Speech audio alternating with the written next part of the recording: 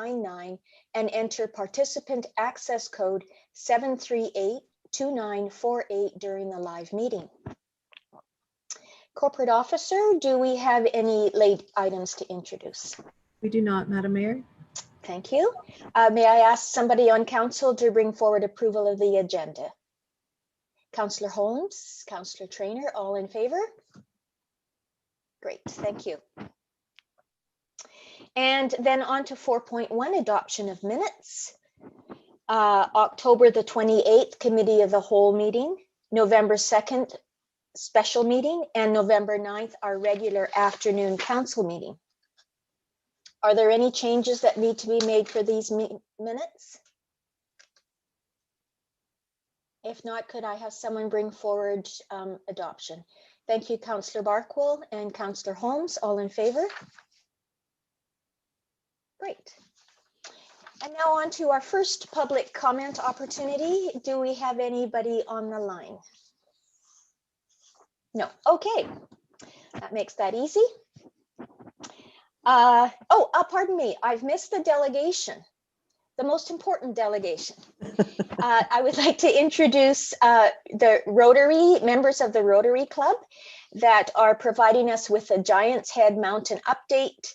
Ellen Matthews, and I see Linda Van Elfen, and I'm not sure who else is representing the Rotary, but welcome ladies, and proceed when you're ready. Thank you. Thank you very much, Mayor Boot, and thank you, Council, for hearing our delegation today. Linda is here as the president of Rotary, and I'm here as a Rotarian and part of Giant's Head Grind Committee. Nancy Wilson, who has been very helpful with the project, unfortunately has a serious illness with her father, and so she couldn't make the meeting today.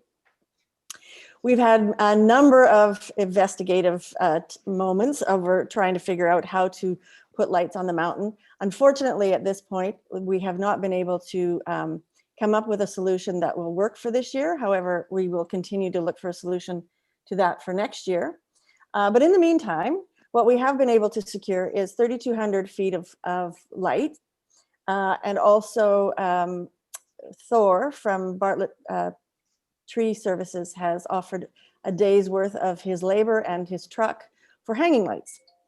So we've been working closely with Lori Mullen at Rec Sites, or not Rec Sites, Parks and Recreation, to find solutions to where these lights could go that would still be something positive for this year and something that we may still be able to do as a fundraiser. And the most recent solution or suggestion, which came from Public Works, from Martin, was potentially the pier at Rotary Beach, so the Rotary Beach Pier, and the chain link fence that goes in each direction from the pier. So that was the most recent sort of recommendation, and we like that one a lot. Lori then took it to the electrician for the community.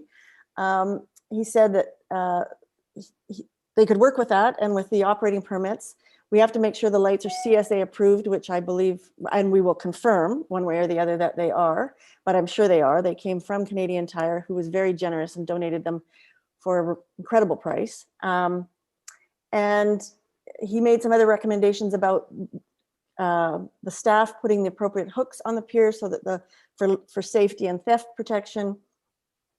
There is an electrical panel that's close by that could be utilized. He reviewed the lights on the chain link fence and thought that they would be fine, just nothing that could go onto the ground. His concern to raise was that the pier has some structural issues, and that I think council is aware of, but there has been signage posted about that. So he just wanted to bring to the attention of council that if we put Christmas lights up there, would there be an issue with people gathering on the pier? Linda, have I accurately outlined what we know so far? Yes, for sure. I'm trying to read Lori's notes at the same time. Yeah, for sure. But could I continue and talk about the fundraising portion of it? Yes, please. Okay. So basically what we were going to do is we were going to sell the lights by the foot for fundraising, and by the foot or by the string.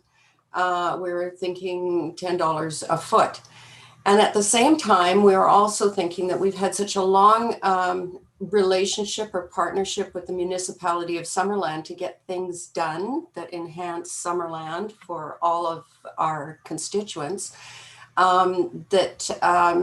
Especially and most recently is Giant's Head Trail, which Ellen has been very involved with, of course. And so what we were thinking was that what we would do is we would pay back the cost of the lights and everything, and then use a portion of the money that we fundraise to augment something that you may think that you may want to do. I know we've heard that there might be something happening in Memorial Park. We of course know that there's the third and fourth section of Giant's Head to do. And so that would be part of our commitment. I do have to take this to the membership of Rotary, but I'm sure that there'd be absolutely no pushback on this at all. But that is just the next part of the puzzle that we've been putting together over the last 3 weeks. Thank you. So I guess the ask that we have is twofold. One would be permission to move forward with lighting Rotary Pier and the subsequent fenced area along, or chain link fence, in accordance to whatever the electrician for the city agrees to, and providing that the lights are CSA approved.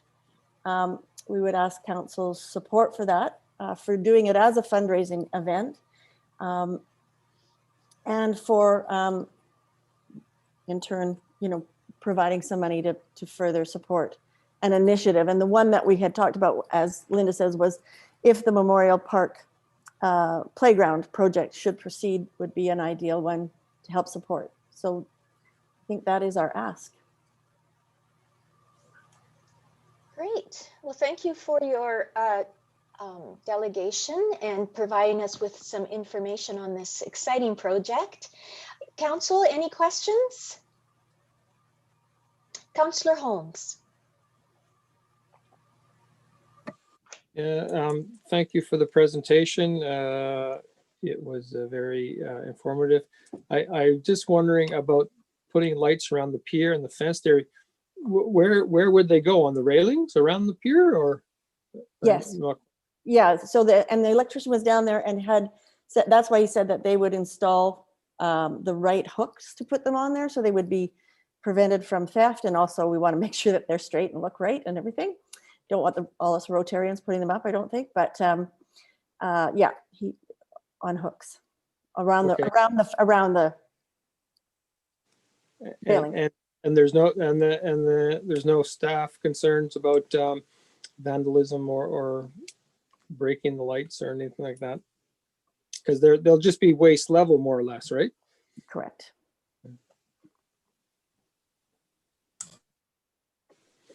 Oh, Linda? Are you asking us if there's any staff Well, I don't concerns? know. Did they? I mean, I guess if it's if staff are fine with it, then it's okay with me. I'm just wondering if that was a concern at all. I know from our point of view, it probably is a concern, but we were considering strapping the cords to the fences and things like that, and making it difficult. but there is a concern. There always is, right? Yeah. Thank you. Aaron? Oh, sorry. Me? Yes. Okay. Thanks for your presentation. I really like what you guys have proposed. Just back to Giant's Head for one quick second. I was really excited about that, even though I understand why it can't happen this year. Is there any source of power at Giant's Head at all? Like, I was just thinking, even if we could do maybe 1 or 2 strings on the gates this year and then maybe do something bigger next year, but I don't even know if that's an option or not. Just wondering if anybody knows. We looked at a number of things, and I don't know if anybody else has more insight, and we'd certainly still like to do something on the mountain if we could find an electrical source, just so people know that that's the bigger plan. We looked at solar And Swiss Solar Tech was very interested in helping us, but we need a fairly sizable battery. And they put us onto a used battery organization in the Lower Mainland, but it was also going to be very costly. So we might fundraise towards that down the road. And so I think if we have the year to get our ducks in a row for it, there's probably a solar option that we could use down the road, unless anyone knows of an electrical source on the mountain or close to the mountain that could be utilized. Okay, but other than that, that was the biggest hurdle, is that there wasn't any kind of power right now. That was the main hurdle, was Okay. the power. We looked even at generators, and I think there was just concerns around, you know, we would have to get up the mountain to fill them and all of that kind of thing. So solar seems to be the best option in the event that there's no electrical available. Okay, sounds good. I think the pier is a great second option, and hopefully we can do the Giant's Head grind next year. Mm-hmm. Any other questions, Council? Okay, could I have someone bring forward the, I guess, to receive this for information? Or Karen, should we be looking right now at bringing forward a resolution to support this? The two things that Ellen and Linda have spoken to us about. Thank you, Madam Mayor. Council, if Council would like to direct staff to work with the Rotary fundraising efforts to put the lights in a specific location, that could be a resolution of Council. Alternately, we could ask them to work with the Rotary fundraising event in a location that meets all of the safety and security protocols. Thank you, Karen. Councillor Trainer. I'll make that motion, the second one, and that leaves a little bit of flexibility. Okay. If everyone else agrees.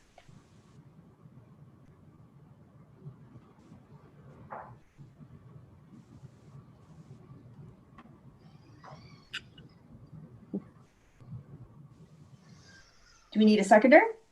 Oh, Tony's on mute. Pardon me. I believe Councillor Van Alphen has seconded.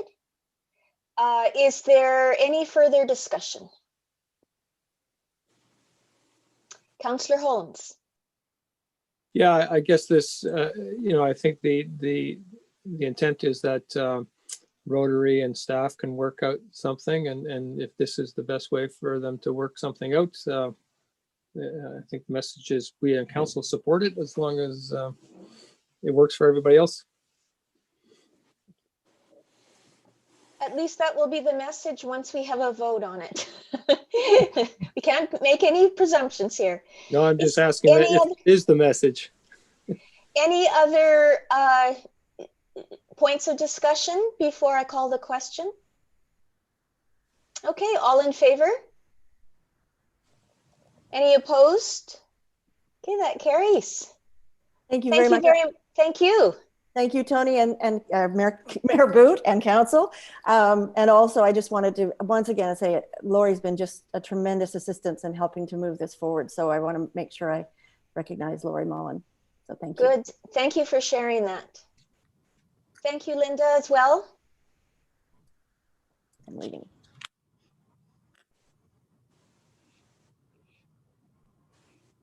Anyone on the line? There it is. Oh, okay. Karen, anybody signed up to speak? There is one person on the line, Mayor Boot. Fantastic. Please go ahead. State your name and your address, please.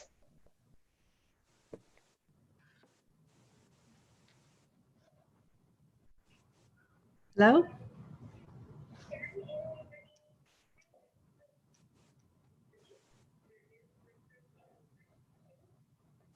Just one. Hello, can you read me? There we go. Yes, we can. Okay. If you could. Yeah, hi. Can you hear me okay? We can. If you could turn the video stream off behind you. How's that? That's better. Thank you. Okay, it's John Gordon calling. My address is 8702 Mellon Road. And I've been watching the proceedings there, and I need Linda to put me down for $10 for a foot or a length, whatever that boils down to. Good idea. I'm calling. I actually, when I saw Giants Head on the agenda, that's why I called. I'm in the middle of doing letters to council and so on about Giants Head because I live on the side of it. And I was disappointed with, back in the day, I was disappointed with the bench designs redevelopment plan and the subsequent, what I considered lack of consideration that was given to feedback offered from user groups at the public meeting regarding that plan. To me, the idea of big entrance signage and stairs and expanded parking and bike downhill course and fences here and there were all pretty much like you'd find in Kelowna. And now the phases 1 and 2 are here. I think I was right, but this isn't Kelowna. And now that it's Summerland, it's just about a year's gone by. It's been a COVID year. We've had hundreds and maybe thousands of people hiking and enjoying Giants Head with the road closed, by the way. I thought maybe the focus might move off Giants Head to more critical infrastructure issues that we have in Summerland, like replacement of the recreation center, for example. So I was surprised to see that back at the end of October, council had applied for even more senior government grant funds to plow into Giants Head Park. The $1.6 million project referenced in the application being a larger amount than all 4 phases of the bench plan were originally estimated to cost, and more than twice the amount of money already spent in phases 1 and 2. Plus, $480,000 of that $1.6 million was proposed to come from the municipality. I noted that the Giants Head project was chosen for the application from a short list of projects because it was essentially ready to go, even though only the redevelopment items contained in phases 1 and 2, that there were shortfalls from that, and phases 3 and 4 had ever been revealed and discussed with the Summerland taxpayers and users of Giants Head. So my question, and then I'll sit back and look at and consider your discussion on it. And I'll also follow up with letters. But my question is, will there be further opportunity for the public through meetings to be involved in the further redevelopment of this park? So thank you very much for the opportunity to speak with you today, and we'll look forward to hearing a comment on that. Thank you.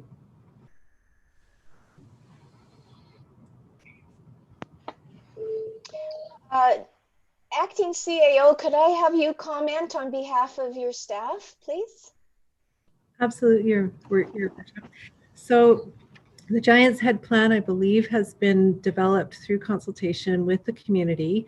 However, depending on where the phases are, I think at any point, council may ask staff to come back to bring the plan back for consideration or just review. And certainly depending on how much work has already gone into the plan itself, there may be areas that can be adjusted or changed. However, I'd have to defer that to probably our Director of Community Services and our Director of Works and Infrastructure.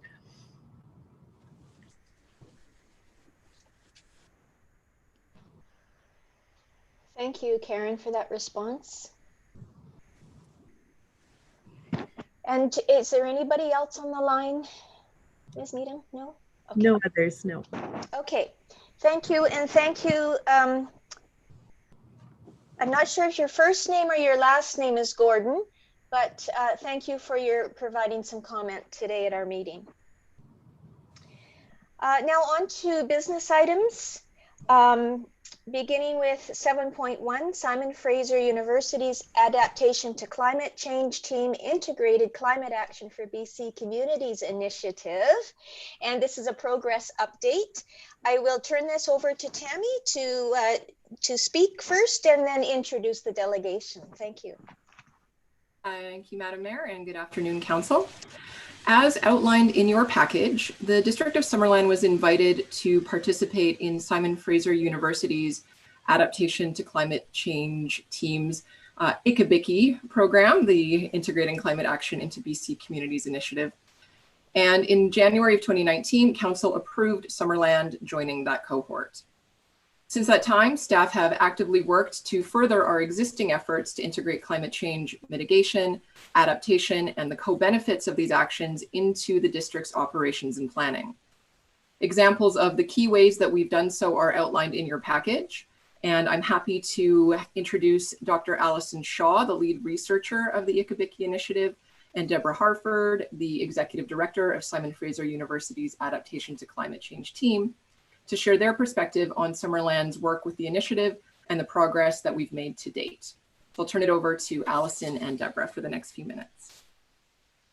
Wonderful, thank you so much, Tammy. Alison, are you going to share your screen? Great. And Alison, you're on mute, so you'll mute. Yeah, there we go. That's because everyone has to be on mute. We're just doing what we always have to do.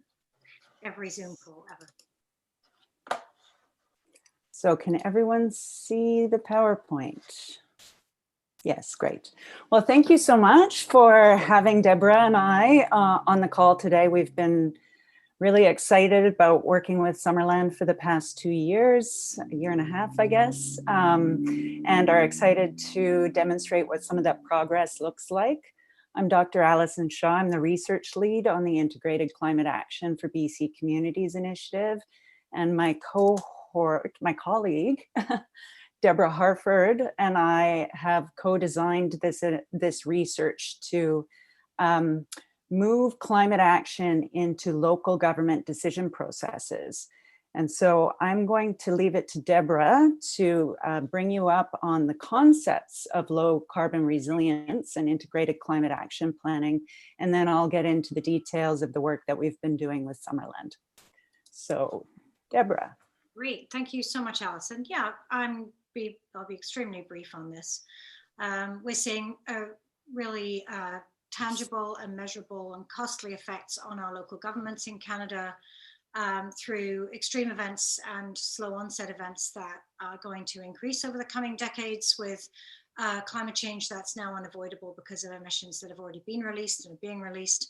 And obviously, as you guys know, this is stuff like wildfires, floods, heat, drought risks.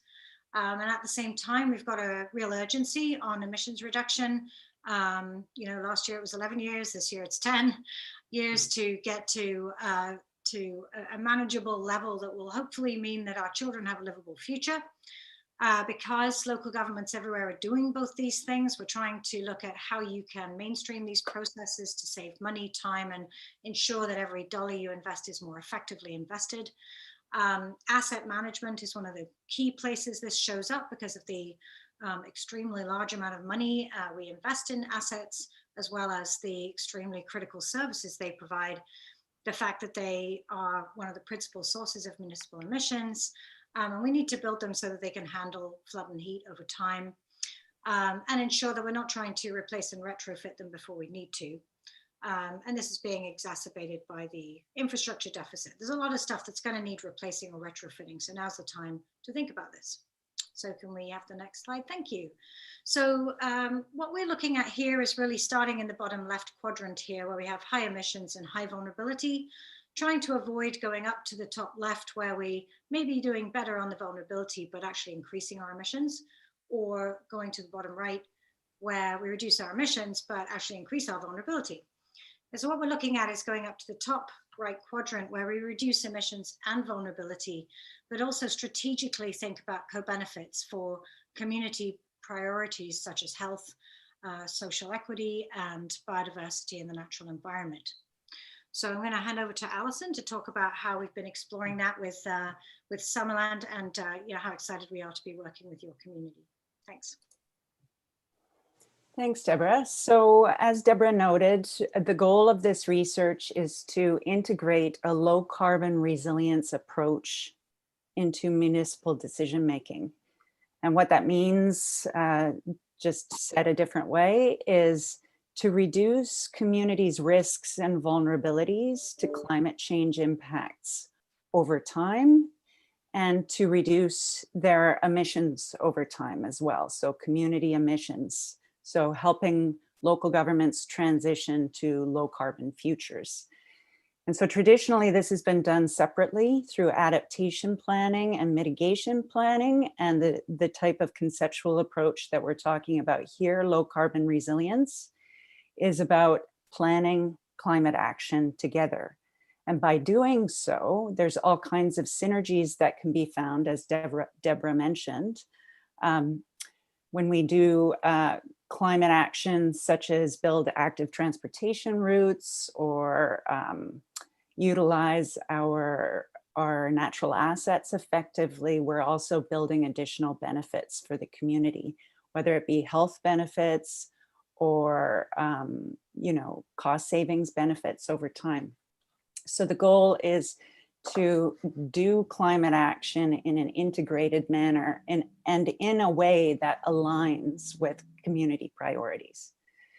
And so what we've found in our research to date is that there are 3 pathways to integrating a low carbon resilience approach, otherwise known as integrated climate action approach. The first is in the bottom right or bottom left corner here, and it's called a coordinating approach. It's, are we doing the right things on climate action? Do we have an adaptation plan? Do we have a mitigation plan? Are we looking at ways to cross-reference those plans in order to prevent contradiction and to identify synergies between reducing emissions and reducing our vulnerability? The second pathway is a streamlining pathway. Many communities are using this in their climate action planning approaches. For instance, Port Moody and the City of Nelson are applying the streamlining approach to save resources and capacity and time in order to build out an integrated climate action plan for their communities. And the third approach is the mainstreaming approach, which is really the broader goal of our research, is how to mainstream and embed climate criteria and climate action into decision processes. And it really is asking the question, what are the right things to do? Are we actually, taking current research and applying it in our practices on a daily basis so that we are avoiding or at least minimizing risks and vulnerabilities and damages over time, as well as reducing our emissions over time? And so you'll see in the upper right-hand corner that the District of Summerland is up in the mainstreaming and embedding part of this graphic, which is where we want most of our 13 communities that we're working with to be. And the reason for that is Summerland is actually leading the way. Our work to date with Tammy Rothery, our Sustainability and Alternative Energy Coordinator, has been very exciting because Tammy has been highly motivated on reducing the community's emissions over time and helping Summerland lead the way in terms of reducing risk and vulnerability. And so one of the key projects that we've been working on with Tammy and her team has been how to embed these ideas or these criteria of climate action, reducing risk and reducing emissions, into your corporate strategy or capital investment planning. And so it's been brought to our attention that there is a draft plan coming to council today on this exact topic. And so we're quite excited to hear about how that goes. But in essence, it's essentially thinking about future needs, future assets, and determining how those assets will improve health and safety, obviously comply with regulation, but also reduce the risk and vulnerability of the community over time by ensuring core services are continually functioning, looking at the life cycle impact, for instance, of the assets under different climate change projections, ensuring that they have an advanced lifespan, and also ensuring that the asset or the project is actually helping transition Summerland to a low carbon future. The additional pieces of this exciting work are that some of the decision criteria relate to the co-benefits of these types of approaches. So what does it look like if we're taking action that reduces vulnerability and emissions in Summerland? How does that benefit our environment? How does it benefit our community and our economic development over time? And so what this particular criteria does is it gets the proponent to start thinking about how to help Summerland move to a low carbon and resilient future in terms of its investment and asset planning. So we've worked with Tammy Rothery and her team, as mentioned before, for the past year and a half, and we've been really relying on your team for helping us build out practical and effective strategies for local governments. And all of this work that you can see outlined here is going to be summarized in the next year, and it will become an LCR framework, or a low carbon resilience framework for action that communities across Canada will be using. And Summerland has been a leading case community in this. So it's very exciting.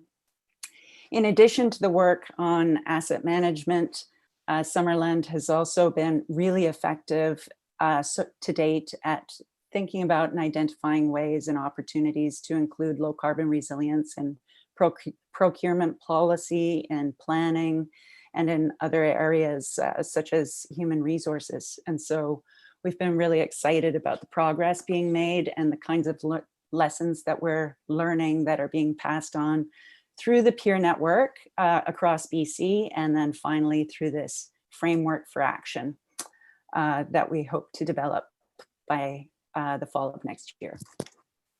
So thank you very much, and we're definitely open to any questions you may have.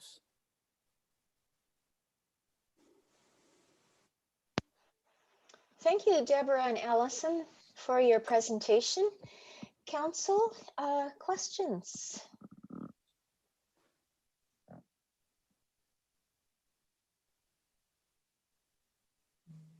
No questions? Councillor Holmes. Yeah, thank you. I think I know personally I'm proud of what we're doing here in Summerland, and I think we're pulling our weight. But to hear that Summerland is leading the way, I think, oh my goodness, this world's in trouble, because I think we could be doing a lot more.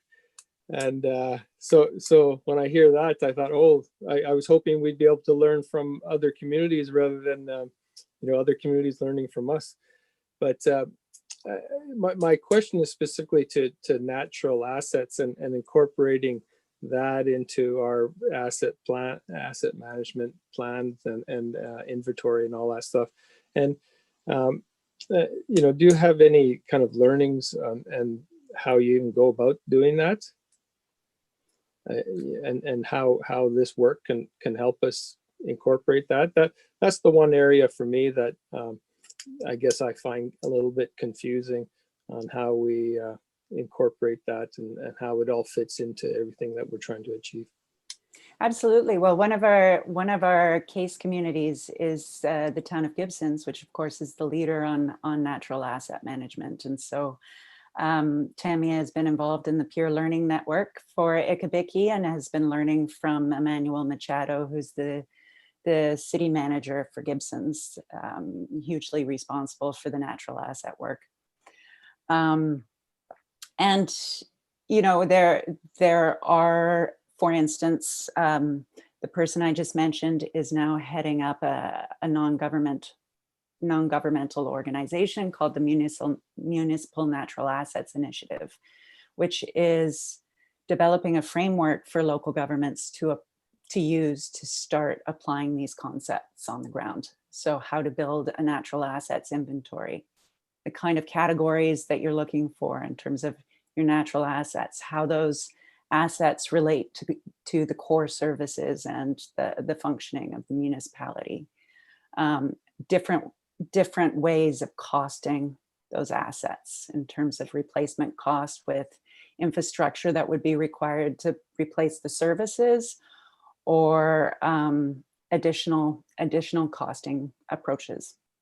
So that's underway right now, and Deb and I are involved in those conversations as well. And there's lots of case communities undertaking this work across Canada right now. So there's lots of lessons to be learned moving forward. But just so you know, there are frameworks available that are available to help communities do this type of work. In terms of how it relates to what we're talking about, well, as I mentioned, Summerland has been really leading on the emissions reduction side of things with your solar photovoltaics, and your LED street lighting strategies and these kinds of things.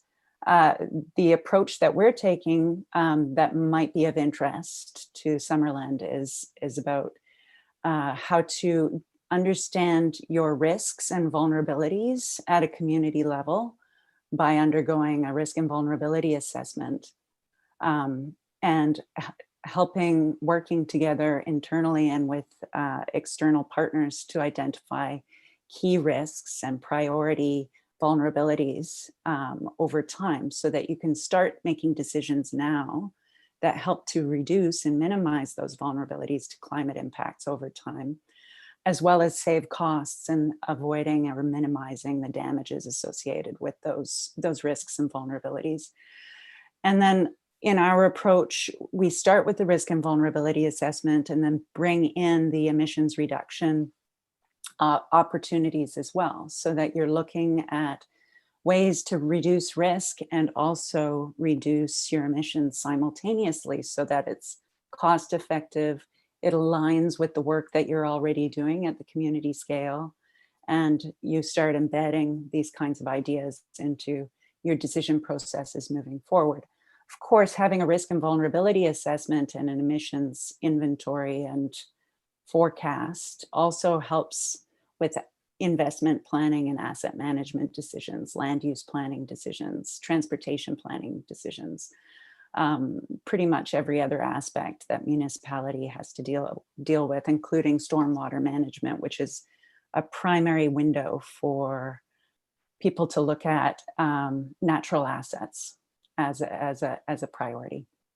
So there's lots that can be done. There's lots that can be streamlined, and the real goal of Deb and my work and the work that we're doing with Tammy and other coordinators and champions across the province is, how do we do this work most effectively, and how do we streamline it so that it actually saves a municipality money and aligns the roles and responsibilities across the organization in ways that are low carbon and resilient into the future.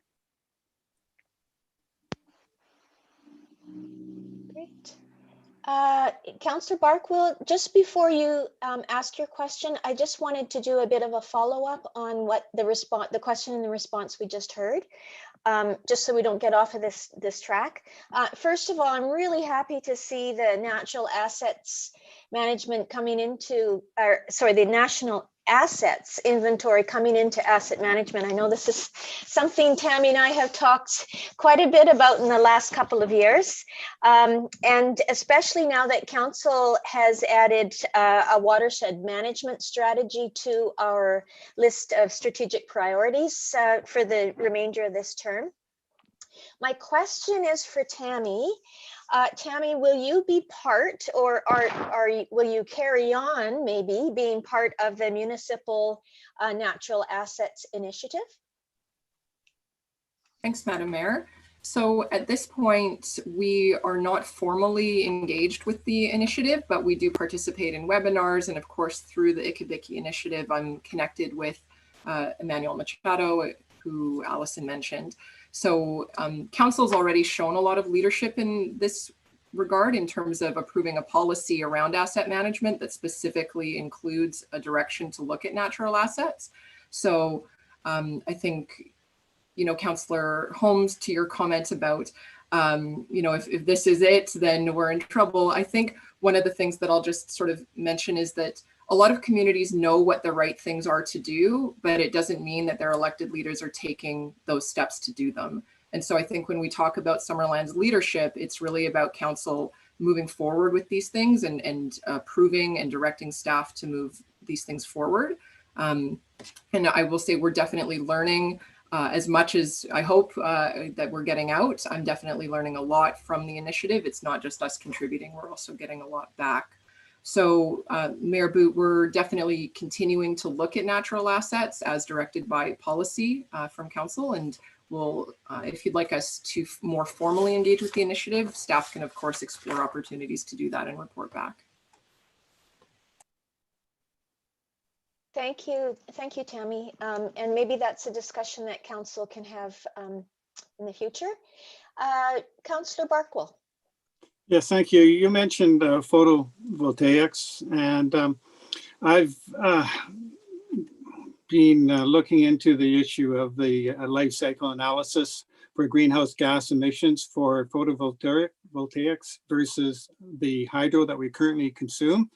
And all the research that I can find shows that the photovoltaics, I'll shorten that to PV, create 3 to 4 times the life cycle greenhouse gases than our current hydro supply is. Our consultant from Fractal now admits that the information he gave us at our public hearing was completely wrong. And he sent some studies. I've reviewed the studies. So do you have any information that suggests that PVs are any better than our current hydro?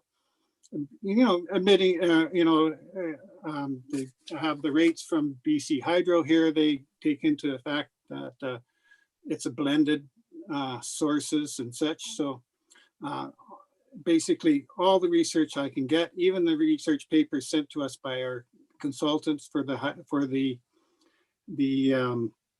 our solar project says that the solar is worse than our hydro supplies.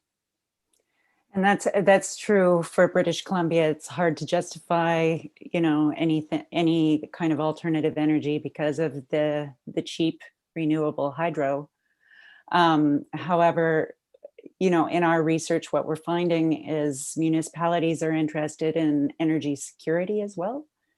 And, you know, with big macro kind of oriented supply grids, whether it's hydroelectricity or otherwise, you know, all of that transmission is susceptible and vulnerable to extreme weather events, to, you know, different climate impacts that are projected over time. And so a lot of municipalities are looking at ways to build their alternative energy as an energy security kind of initiative over time, as well as, you know, just in support of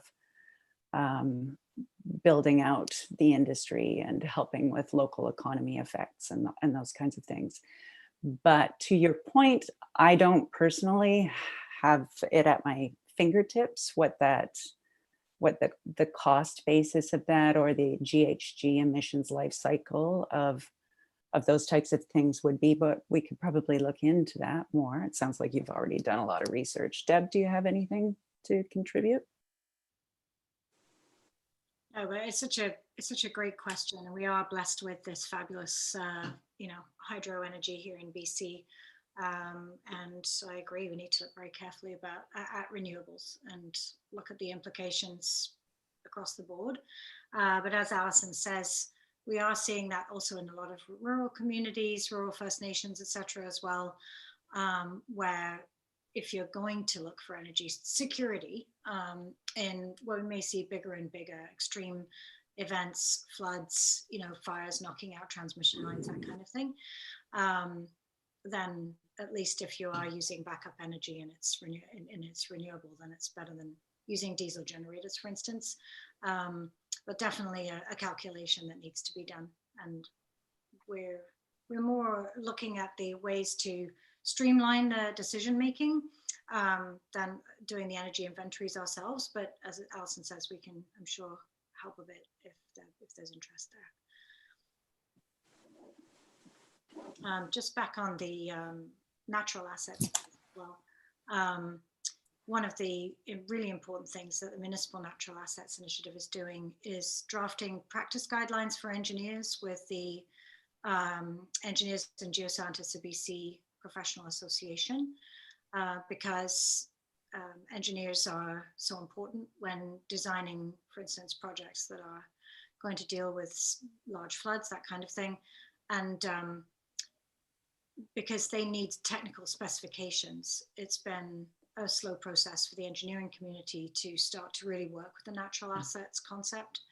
But they're really making great strides right now, and we can share that information with Tammy. We also have a report that's designed to be pretty accessible that we can also share with Tammy if people are interested in seeing it, on accounting for natural assets, giving a whole bunch of case studies for existing natural assets projects from across Canada, from other municipalities.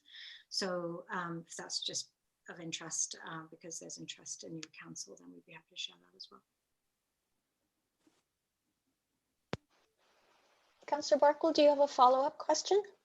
No. I'm good, thank you. Thank you. Any other questions? I have just one other one for, I think it's for Allison this time. You were talking about the risks and vulnerability assessment, and we saw in your slide deck the LCR decision criteria.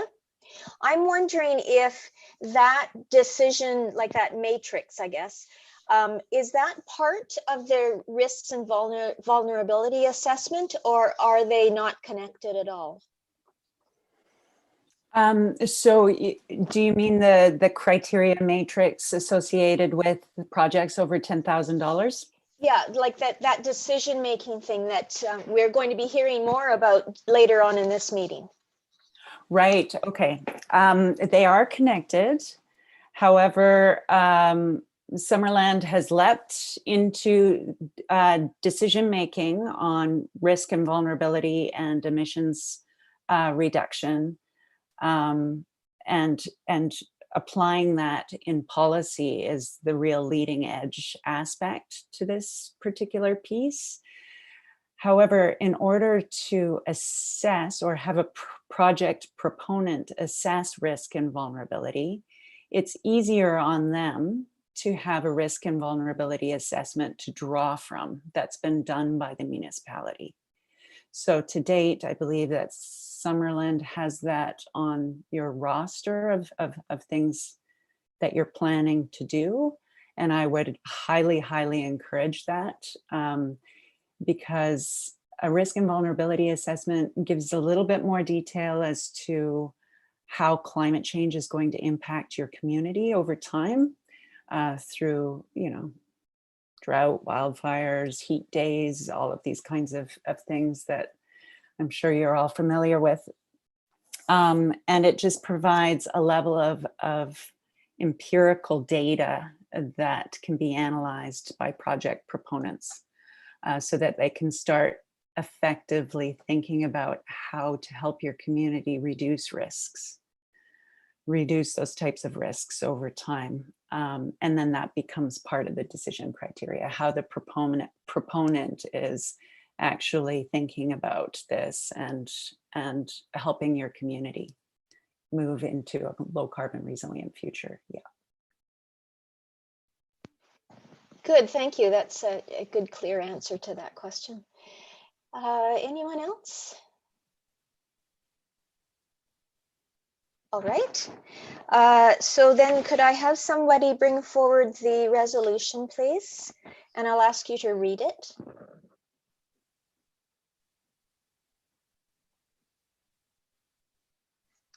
Anyone?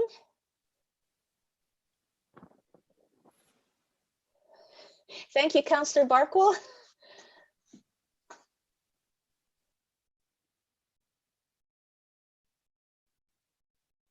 You're on mute. Sorry about that.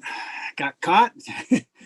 But the Simon Fraser University's Adaptation to Climate Change Team Integrated Climate Action for BC Communities Initiative Progress Update That's a long handle.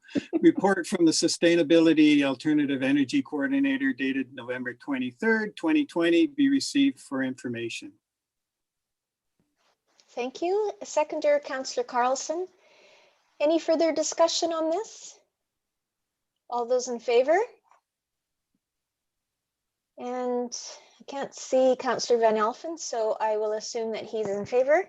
Thank you very much. Thank you so much for this really informative presentation. It's great to have these updates when there's so much has been going on. So thank you so much, and very much appreciate the two folks from Deborah and Allison from SFU, and Tammy for all of the hard work that you keep doing on behalf of the district. It's so great to hear that we're leading in this area. So thank you so much. Well, thank you to the leadership of council. That's fantastic. Great. Bye-bye. Thank you. Bye-bye. Bye.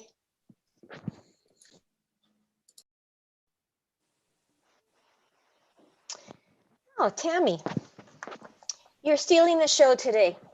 Next thing, electric vehicle charging stations, an update on the network expansion. Hello, Councillor Patton. Hello, Madam Mayor. I didn't want to butt in during the presentation, so I just kept my video screen off.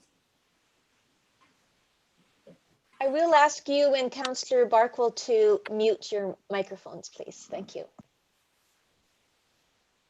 Great. Well, thanks again, Council, for putting up with me for a few agenda items here. I wanted to just quickly, as outlined in your package, provide a presentation on an update regarding the district's electric vehicle charging network expansion. So Council will recall that a total of 24 new stations were approved in the 2020 budget, which include 16 additional public level 2 stations, 6 public level 3 stations or fast chargers, and 2 level 2 stations that are for district fleet vehicles and staff to use at the Works and Infrastructure building. Now, these installations have already started, and I'm happy to announce that just this morning, the Memorial Park installation was signed off on as being fully complete, and our first fast chargers are now active. So Memorial Park now has 2 fast chargers and 8 level 2s open for the community to use at any time. The municipal hall installations will be completed this week, and staff are actively working on scheduling the remaining installations at the Works Office, Summerland Resort, Visitor Center, and Post Office. And while there have been significant delays in implementing the installation plan due to staff capacity related to COVID-19, staff do expect that the overall project will be completed on time and on budget. That concludes the summary of my report, and I'm happy to answer any questions that you have.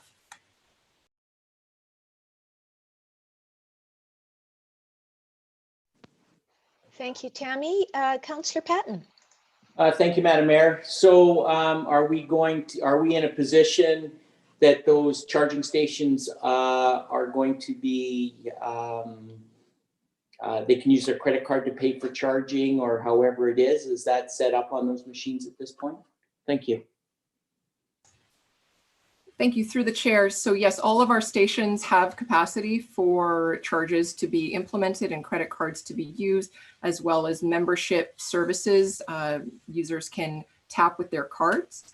As council will recall, you directed us to bring back a fees and charges bylaw that included charges for these stations. Now, until that bylaw is put in, the stations are free, but staff are bringing that forward in the coming weeks here. And we expect that the recommendation for that bylaw will be with an active date of January 1st. So starting January 1st, we can log in. It's a live process. It takes 30 seconds to go in, implement the fee, and make it active. So we would expect if council were to approve that bylaw amendment, as we expect you will based on the conversation, then those fees will become active as soon as that bylaw is.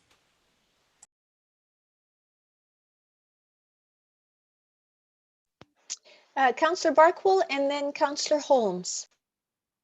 Yeah, could you refresh my memory here? How much does it cost the district for, in terms of electricity, for a fast charge? I'm going to guess it's maybe not much, since it can't be that much different than a slow charge. Thanks. Through the chair, I'll have to just pull up my report. I don't have that number in front of me, but it's not much different than a fast charge. And it all depends on the vehicle when it pulls up, the state of charge. Is it full? Is it not? Do they choose to fully charge up? Are they just getting a quick fill? It's sort of like when you go to the gas station, right? You can put in $2 or $100, sort of depends on what you're after, but I can pull that number up in just a moment here, Councillor Barkwell. I was just, while you're doing that, I was just sort of thinking, oh, are we going to be like, is it going to be like a great deal of more electricity given away because we have fast chargers? But I'm guessing maybe not. That it's not going to suddenly be discovered as free and have a lineup of people at them.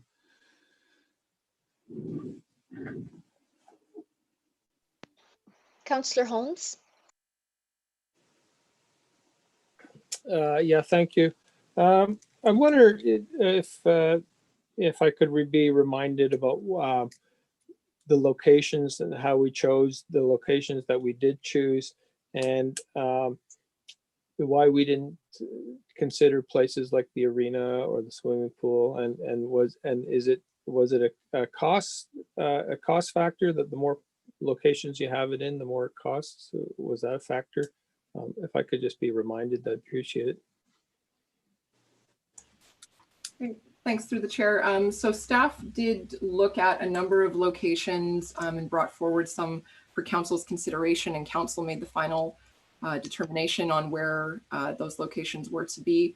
Part of staff's research and recommendations were around existing district-owned properties that had three-phase power and or were in strategic locations in terms of visibility, accessibility to amenities and to commercial amenities in the area. So those specific areas that you mentioned, Councillor, I don't recall us looking at the arena too closely, to be quite honest. And the pool is not our property. So it's the school district's property, so which is would present a problem from the funder's perspective. So those are the reasons that I recall as part of that discussion and staff's recommendations behind the locations. And could I follow up? And then the two at the visitor center, at the time, I think we were in contact with the Chamber of Commerce and they were okay with that, and do we know, are they still okay with that? Thank you, through the chair. Staff did a presentation at the Chamber's board meeting where we discussed further with them the plan to put the chargers at their location, and we did not receive any feedback from the board asking us to go back to council with any proposed changes in that regard. So as far as we know, they're still quite happy as of that meeting to have our chargers there. Thank you. Councillor Barkwell. Yes, I was at the chamber meeting, and nobody seemed to express many opinions. One person thought, well, why would we need two at that location? Another person was quite insistent that they didn't need any up there and they should all be downtown. But in the end, they were all so concerned about the idea that we were giving power away and not charging at that time that they never really seemed to come to any kind of conclusion, and just sort of kind of just accepted it rather than decided on things. Personally, I certainly don't see the rationale that was originally discussed when we made that decision, that people would come in and look at maps and stuff. I sent you all a link to all the charging stations that people would have on their phone. It shows all the charging stations that are currently in place, all the restaurants, all the hotels, all the information that they would get. The Chamber of Commerce, nobody goes in there for a hard copy map anymore. It's a bad location in that you can't turn left going north on the highway. And there, of course, there won't be anybody there for, you know, outside business hours anyway. I just wondered if there's any will on council to revisit the choice of locations.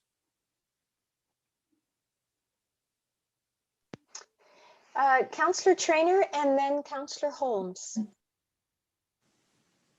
I just want to check and see if we can even be having this discussion, because we've already submitted the grant and it was approved, I believe what Tammy said, based on the locations that we were that we provided them with. So I guess my question is there a point to having this discussion if it would jeopardize the work that we're already doing? I can try to answer that through the chair, Madam Mayor, if that's okay. So councillors, we did have a discussion with the funder to ask them the question, what would a potential change in location look like? They did express some concern about sort of the late hour of the ask, but understood things change. And they said we would have to submit a new plan of where we're planning to put the chargers with a new cost breakdown. And that would be up for their approval, their consideration for approval. Some of the factors that they mentioned were wanting to maintain co-location. So that is that they wouldn't be interested in splitting out, moving, let's say, the level 3 chargers at the post office and keeping the level 2s there, for example. They'd want them all to move together, and as well to keep them spread out throughout the community. They're looking to maintain multiple locations throughout the community. So they did sort of let us know that any move to further consolidate the stations may not be approved. Part of their strategy is to keep them spread out. So there is an opportunity for us to submit a new plan, but it is up for the funder to approve. And of course, we couldn't say either way how that might go. Madam Mayor, when you're ready, I do have a response for the question that Councillor Barkwell asked earlier. Okay, thank you, Tammy. Let's go with that first and then to Councillor Holmes. Great. So yes, Councillor Barkwell. So level 2 stations consume approximately 7.2 kilowatt hours per hour. And we would expect that a normal charge would take 2 to 3 hours. So somewhere in the 14 to 21 kilowatt hour range. Whereas level 3 consumes approximately 50 kilowatt hours per hour. However, we expect that drivers will typically only be charging for about 20 to 30 minutes. So somewhere in the 25 or less kilowatt hour range. So very close, long story short, in terms of how much energy is consumed between a level 2 and a level 3, a negligible difference. Okay, thank you. Councillor Holmes, then Councillor Van Elfen. Yeah, thank you. I think, you know, with the pandemic, things have changed with tourism. And so I think there is certainly an argument, if not putting both of those chargers somewhere else, at least one of them somewhere else. Probably one at the visitor center would be sufficient. Though I guess it all depends on where it would go and the cost, the difference to us for installation and that sort of thing. But I would certainly be open to moving either one or both of those two on the highway.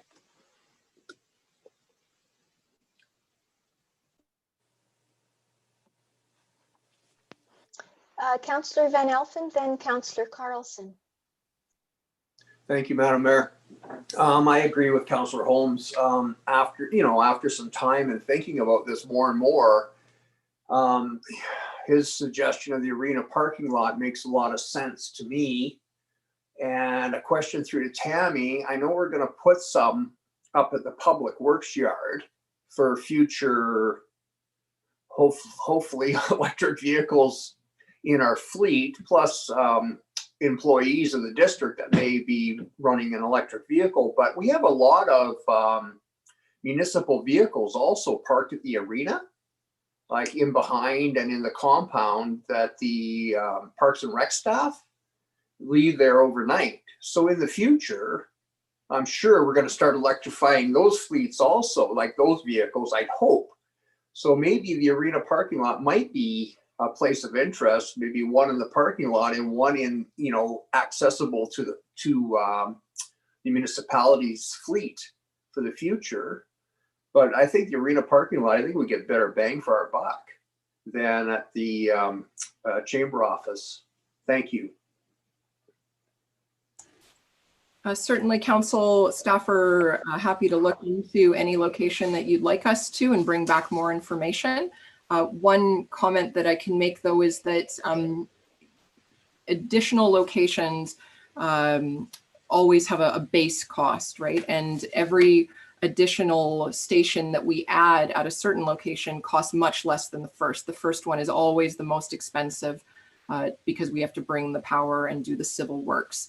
So if we're talking about, for example, splitting up the 2 level 3s at the visitor center, we can expect probably some additional budget requirements.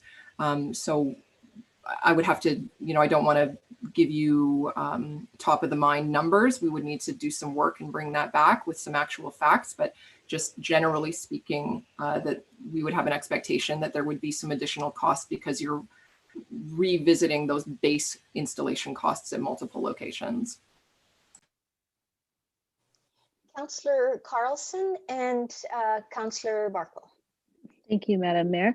I wasn't part of the conversations back in January when the decisions were made on these locations, so I can't necessarily comment too much on that. I think that it's an interesting conversation that's being had right now, though, because on one hand, last time we talked about stations, it was because the majority of council thought that we should be charging money and getting revenue from these stations. And that was aside from what the conversation used to be, which was let's bring people downtown to, well, only used to be let's bring people downtown. So now we're having conversation about bringing people to our core, but also charging them for that that service that we're providing them and for that electricity that they're using. So we have a huge component of that project, which will be doing that, 20 of the stations, let's say. 2 stations out at the Visitors Information Center, why are we not looking at those as simply a revenue generation? Whether or not they go into the Visitor Center for a map or they stop and check their internet or they, have something to do. I think that in the same way that people stop in Summerland to go to the gas station, we don't expect all of those people to come downtown, but they do drop some money into our community, even if it's just through paying for fuel. So I'll just throw that one out there. I don't know if that's necessarily the answer, but it is something that I think needs to be considered. Having highway stations could be a different kind of benefit.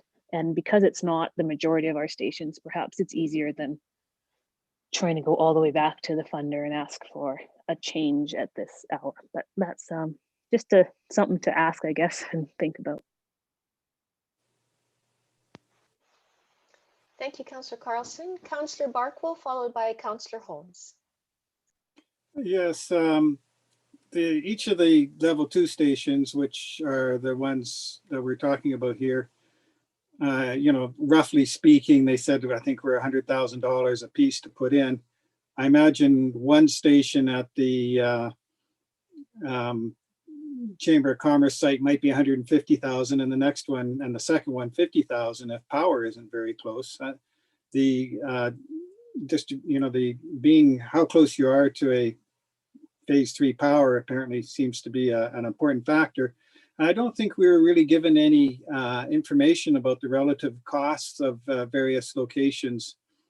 I always argued that there's municipal land there behind the Legion and the between the Legion or the creek and the highway, and that would be a great spot as far as being close to the highway and also close enough for people to walk over and get a burger while they're being charged or a cup of coffee or something, whereas that sort of opportunity isn't available at the Chamber of Commerce site. So I think if we're going to reconsider, we also need to reconsider it with the relative costs of some potential locations, such as the arena, which probably has power at it, versus the site I just described over by Max, right in behind Max, and the Legion and any others that people can think of, and then make a decision based on how, you know, how far our money will go as well.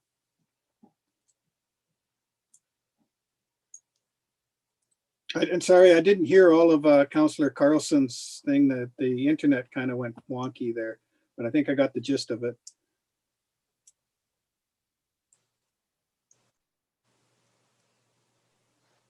Councillor Carlson, did you want to reiterate what you said, or? No, I think that if you got the gist of it, that's fine. I just want to just put that point out there to think about it. I'm not telling you what to do or how to make a decision, because I'm not sure.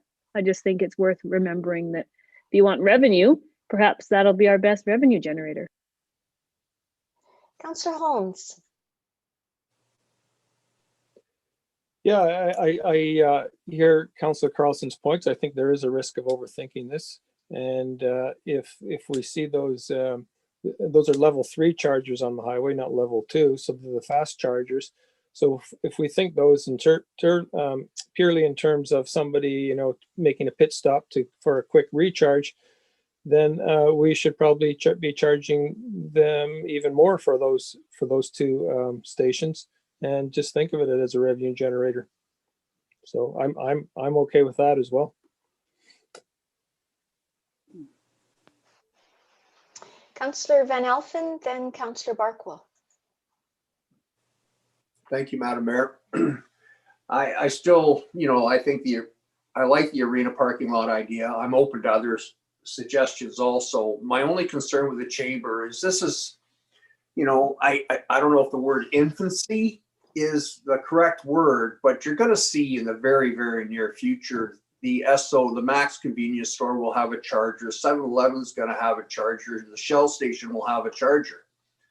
People will prefer to whip into there for a quick charge, you know, use the washing facilities for, say, get a cup of coffee or a beverage, and then be on their merry way.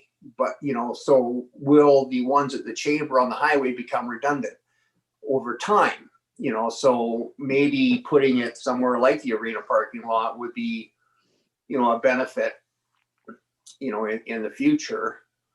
It's just a thought. I thought I'd throw it out there on the table. Thank you.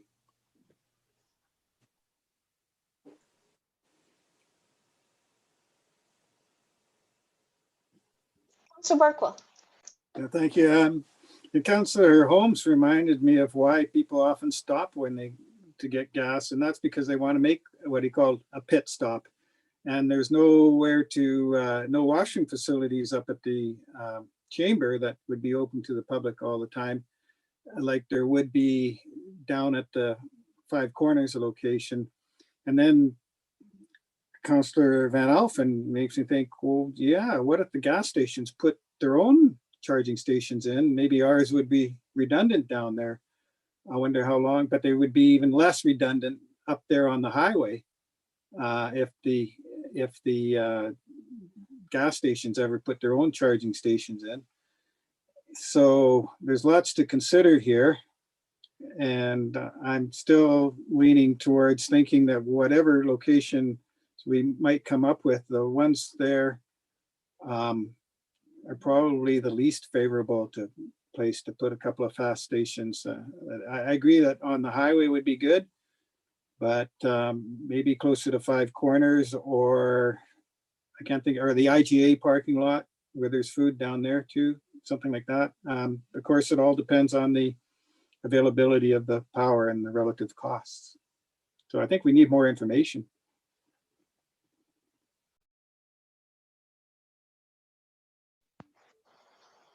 Any other questions? Councillor Patton. Thank you, Madam Mayor. I truly, well, as you all know, I am a proponent of user pays, and I do think that the chamber probably isn't the best use. When we talk about availability of three-phase power, that's the arena. And if we're going to talk about revenue generation, we know that we have citizens that their boys or their girls will be in playing hockey or curling, whatever the case may be. and we could be generating revenue there. I'm just thinking that I have to agree with Councillor Barkwell that it may be a little more prudent just to go and find out what, maybe there's cost savings of going at the arena.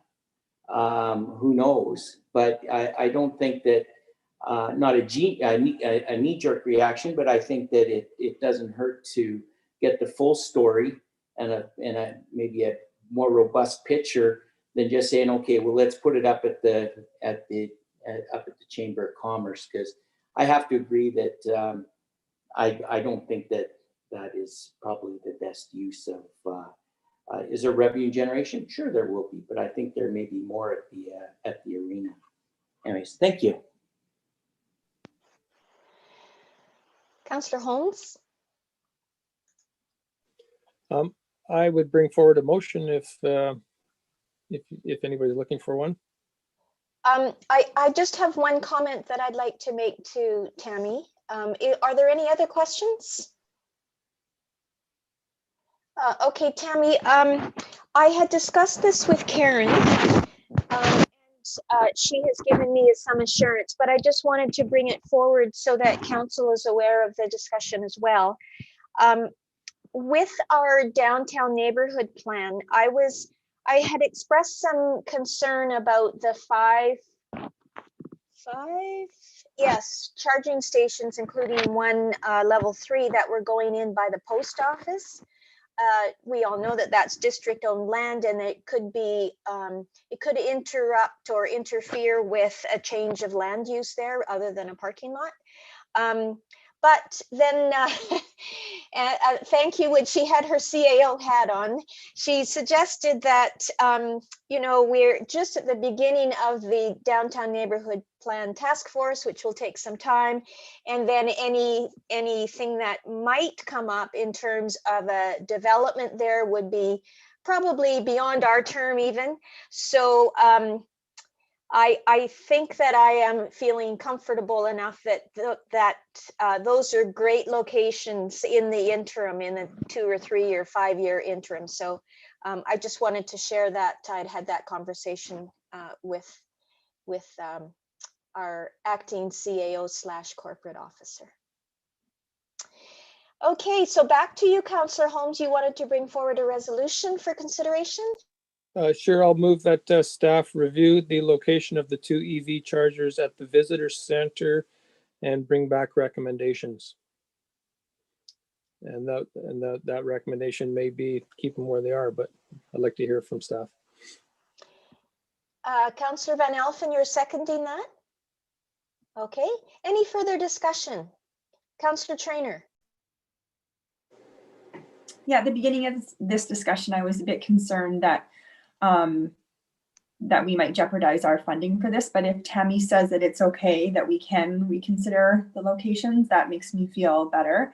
Tammy, do you need like more specific direction in terms of the exact locations? I can't remember if Councillor Holmes had put that in his motion or not. He didn't? Okay. So do you need specifics then? Or I'm just thinking if there's any other locations that we should include in that, so nothing else gets missed and we don't have to consider this again.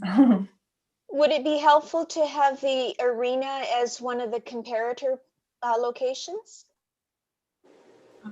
Council, from my perspective, certainly I've heard some specific suggestions, and if there are other specifics, I'd be happy to get that information.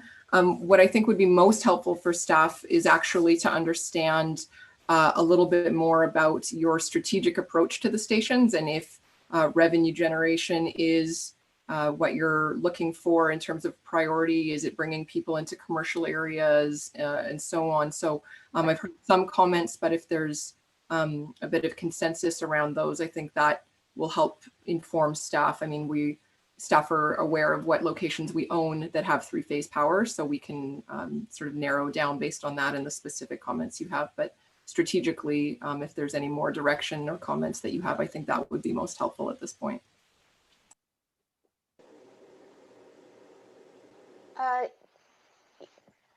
Councillor Barkle, did you have your hand up? Yes, and actually, I was just going to say the same thing as Councillor Trainer in that, you know, can we just sort of informally say, well, give a list of locations we'd like you to consider, something a little bit, yeah, just to make sure that's something that we thought was important. We didn't mention the arena in the motion. We didn't mention the Five Corners location. There could be others. I understand the idea that the funders don't want to see them all congregated together, but I think they're thinking largely of larger communities than Summerland, because and the other point I would make is that I think our best revenue generation is from travelers, because people will be able to fill up at home much cheaper than our current rate schedule. So unless they're low and want to top up or something, I don't think they'd be necessarily willing to pay our rates.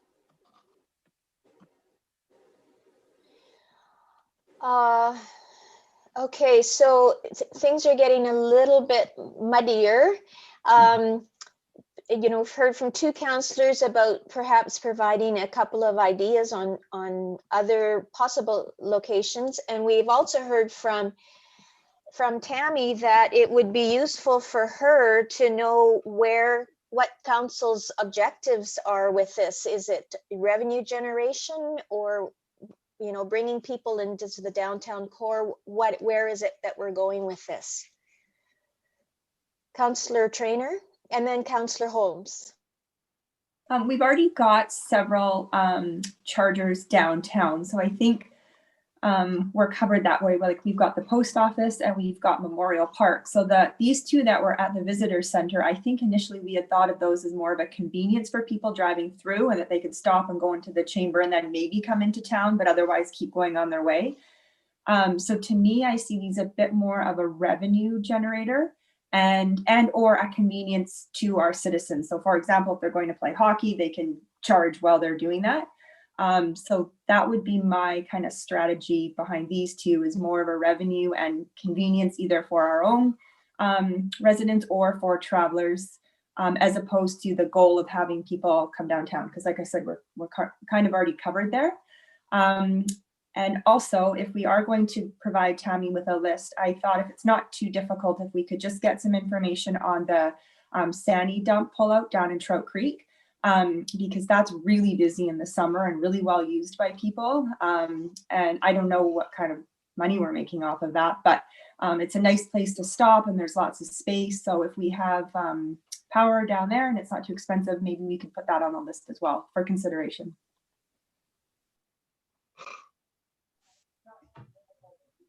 Councillor Holmes? Yeah, thanks you. I think, you know, for the level 3 chargers, the direction has always, the vision has always been seen as a money generator. I think that's always been the case, and that's why, you know, we stuck them out on the highway. The level 2s, it's more of, you know, more service, but either way, I think it's, you know, in terms of locations, it's where they're going to be used the most. And, you know, really that's what it comes down to. And I think the nice thing about the arena is that there is a lot of traffic in and out of there, and people staying for kind of a couple hours and then moving on, and more people coming in, staying for a couple hours. So that's kind of the interesting thing about the arena, I think. I don't know if we really need to amend the motion to include specific locations. I think Tammy's got that figured out. So I don't think that's necessary, but in terms of strategic direction, that's the way I just see it, is where are they going to be used? Because ultimately that's what we want. Thank you. Okay, we have a motion on the floor. Unless there is somebody that wishes to amend that motion or bring forward a friendly amendment. No, okay, and is there any further discussion? Okay, I'll call the question. Maybe I could have you again read the motion that's on the floor, which, because it's different from what's in our agenda. Karen, thank you. Thank you, Madam Mayor. So the original motion is that the electric vehicle charging stations network expansion update report dated November 23rd, 2020 from the Sustainability Alternative Energy Coordinator be received for information. And the motion that's been added to that is, and that staff review the EV chargers at the visitor center and return to council with more information. Okay, any further discussion? All in favor? Any opposed? That carries. Thank you very much. But don't run away yet, Tammy. The next item on our agenda is the 2019 Climate Action Revenue Incentive Program, also known as CARIP, and the survey that's connected to that. Thank you, Tammy. Great. Thanks, Council, once more for your time and attention today. So as you know, Council, each year staff complete the CARIP, Climate Action Revenue Incentive Program survey, and report the results to the province, the public, and directly to you, our community's elected leaders. This year, due to COVID-19, the reporting deadline was extended, which is why you're receiving this report much later than in past years, and why it might seem strange to still be talking about 2019 midway through November. That said, the survey is included in your package, and some highlights are outlined in the staff report. A couple of items I'd like to speak to specifically and draw your attention to are, firstly, although corporate emissions rose from 2018 to 2019 by 3%, overall we are still trending downwards in our corporate emissions by 8.5% as a decline since our baseline year of 2016.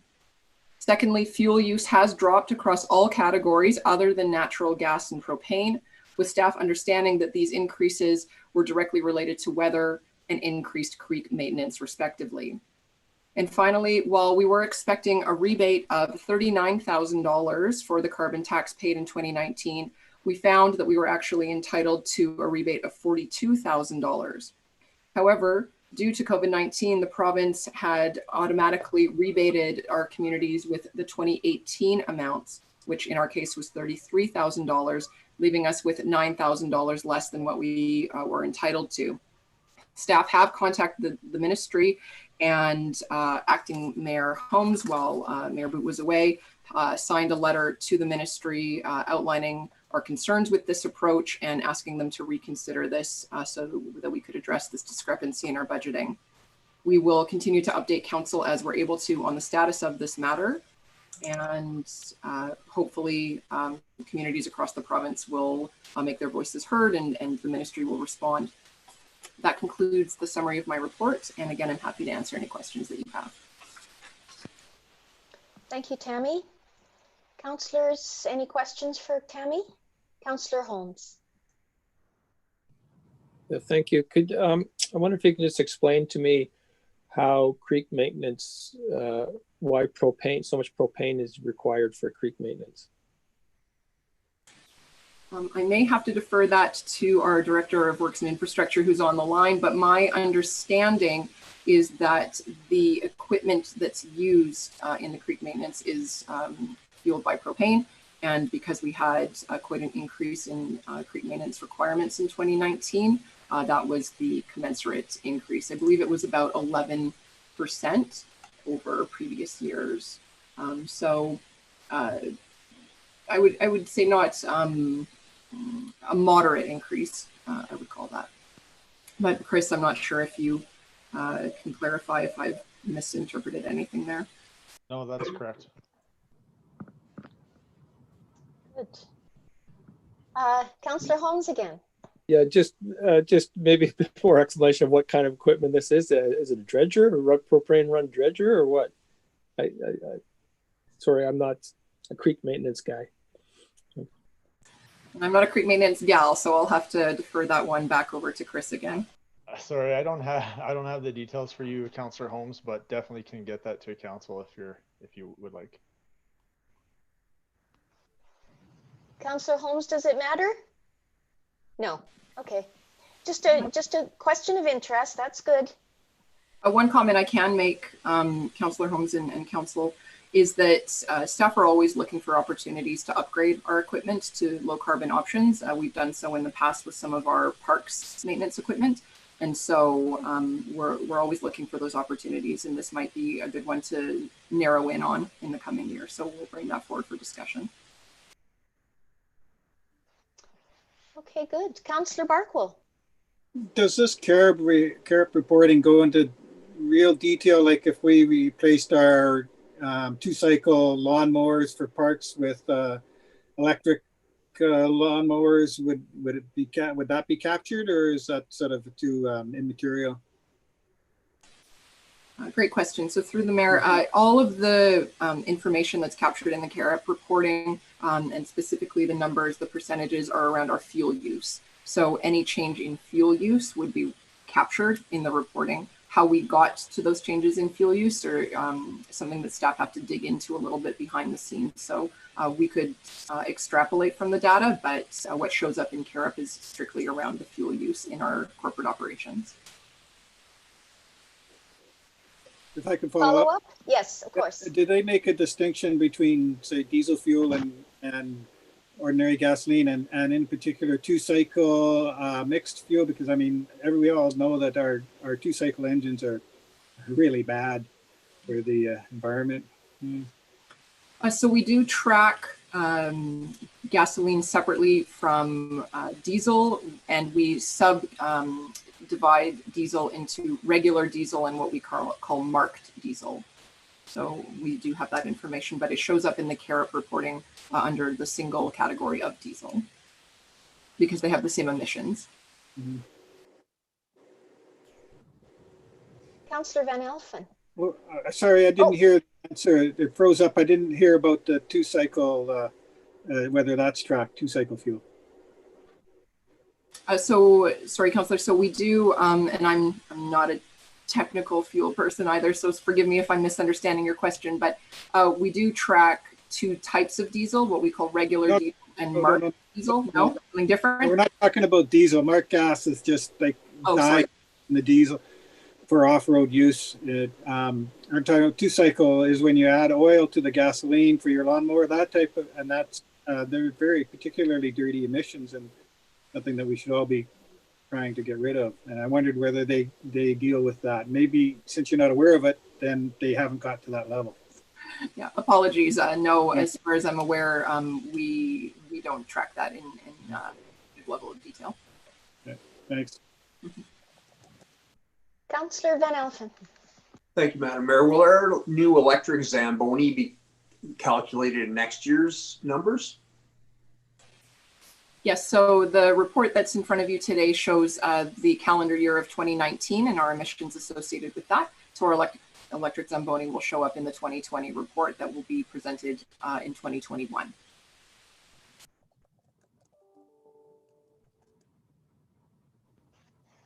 Okay, if there aren't any more questions, could I have someone bring forward receiving this report for information, please?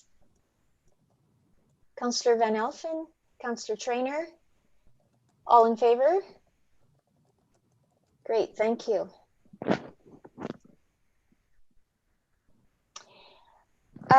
So next up is our, first of all, thank you to the delegation that is waiting so patiently, or maybe I don't see them anymore, so maybe they're taking a bit of a break again.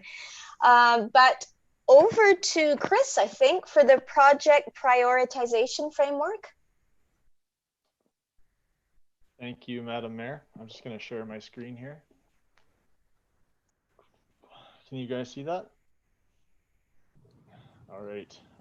Yeah, so this report is to give council an update on the business case and project prioritization framework initiative that we've been working on for the past approximately 9 months.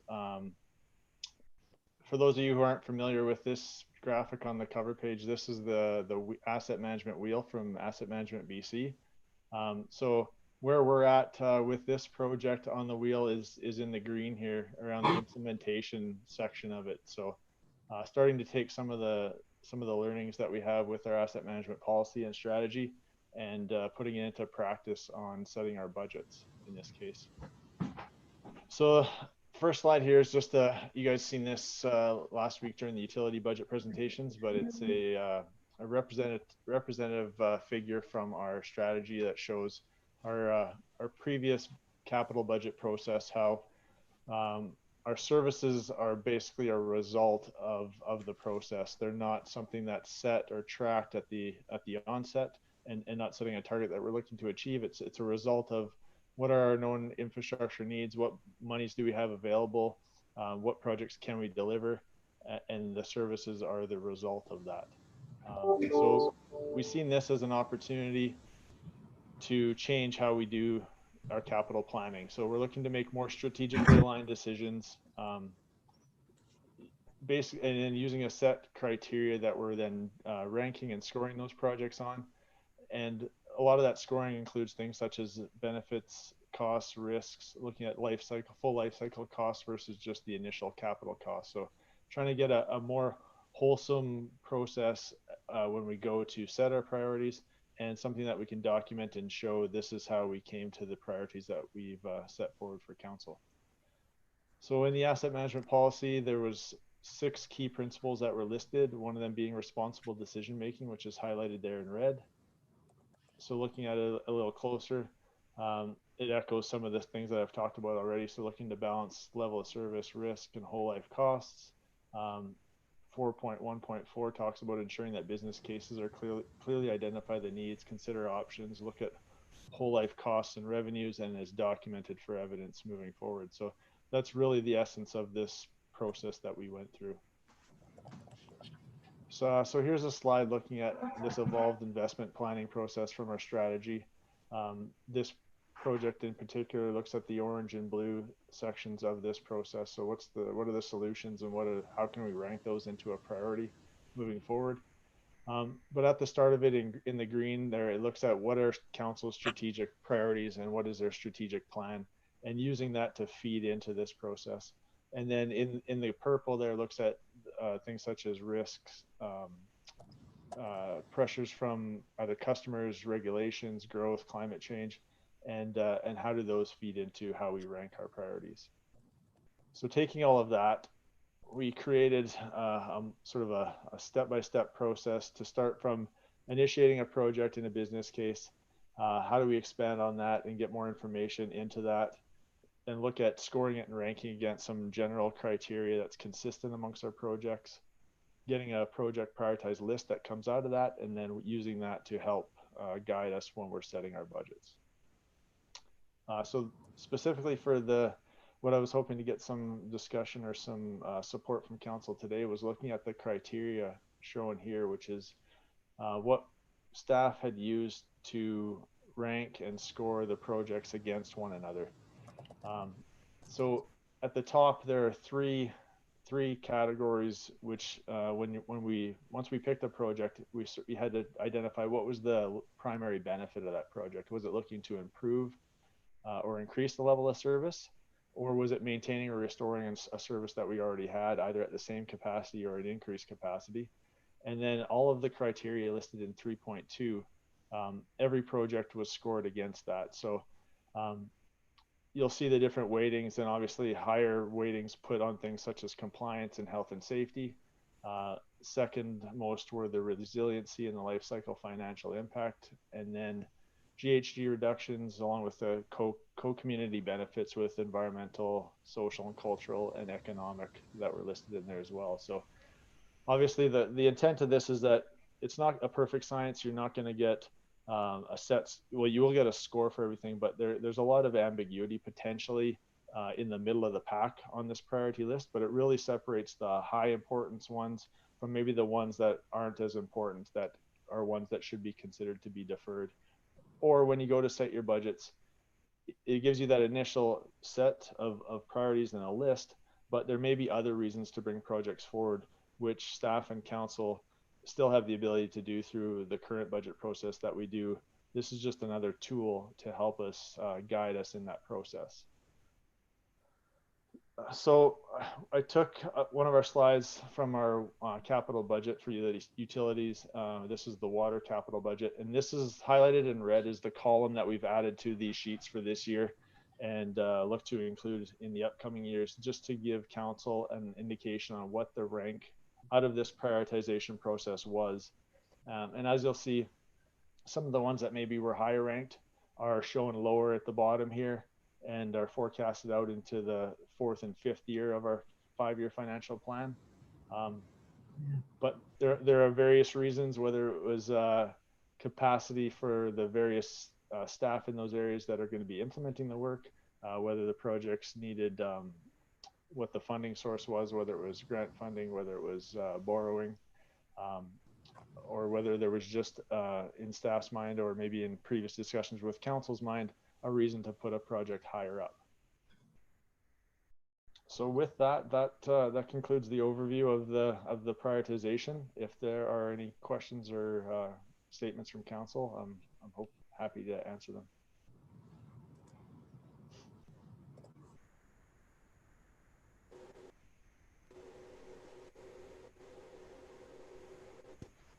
Councillor Barkwell. Thank you, Madam Mayor. I appreciate the effort to to quantify the decisions, although it still winds up being a very subjective process. No matter how hard you try to make it objective, and it starts with the relative weights that you give the various factors. It seems to me that there could be times when something such as health and safety becomes 100%. You know, if the WCB says you can't, you have to put rails along the, the intake or something like that, then you don't really have a choice. Is there sort of a room to adjust those relative weights when you're considering different projects and such? And how do you take into account that sort of thing? Yeah, so thank you, Councillor. Yeah, so obviously that's where the compliance and the health and safety ones had a weighting of 20%, whereas some of the other ones were 3 or 5%.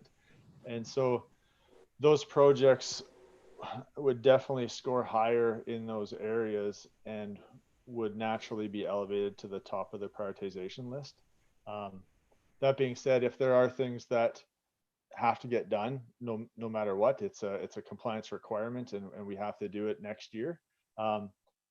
Even though we put it through this process and we get a rank, we still manually will pull that one to the top of next year's capital plan. So it's just like I said, it's just another tool to help us have some level of determination, and ideally where we'd like to get to is have council, like I said, support or provide any input to make adjustments to this criteria, so that when we're coming to council with the initial proposed budgets, it's more in line with these criteria and with council's thoughts on these different items, rather than just staff's initial cut. So yeah, hopefully that answered your question, Councillor Barkwell.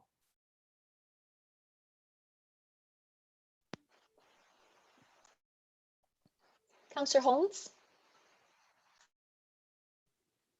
Yeah, thank you. I guess we can always choose to be out of compliance. I think we've done that. We do that in the landfill. But my question is, so it would be impossible for the ranking for somebody to get 100%, because the project rationale, it's one of the three. It's not all three. Is that correct?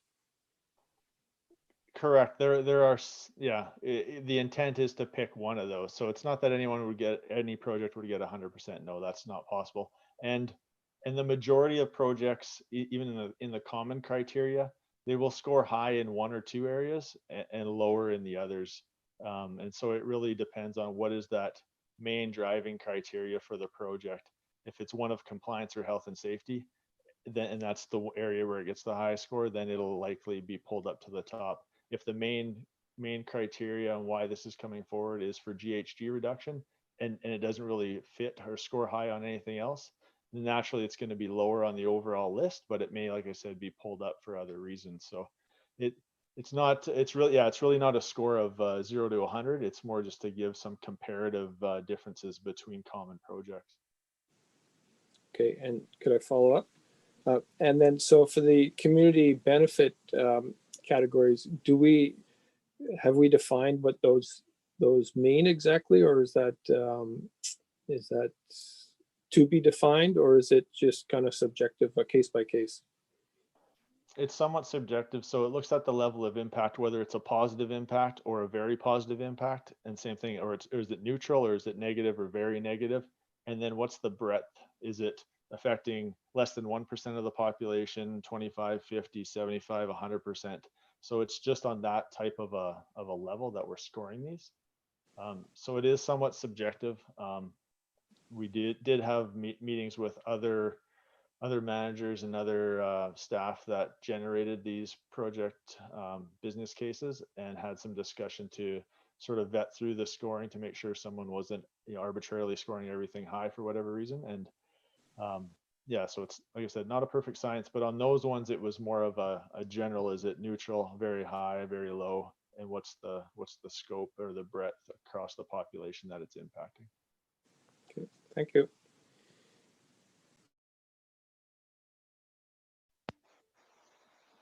Other questions, Council? Okay, would someone like to bring forward the resolution that's there, the recommendation?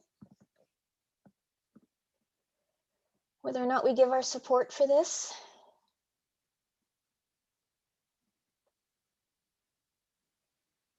Councillor Holmes, thank you.